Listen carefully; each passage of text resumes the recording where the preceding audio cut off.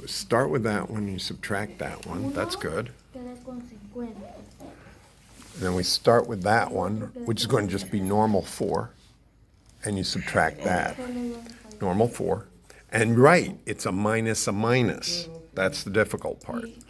So put an equal sign here and keep going. Good. -4, -5, they're going in the same direction. Nah. Yes, yes, it is. Now, because they're going the same negative direction, what do we give that? It's like -4 and then -5. 2. No, it's going, oh, I'm sorry, I'm looking at this one. Oh. This one, -4, -5 makes that -9. All right. And then, easy way to here, just write 4 plus 2. Yeah, well, that is easier, that's true. So we see that the 2 minuses turn into a plus. Okay, so I have a -9 over 6. It's D.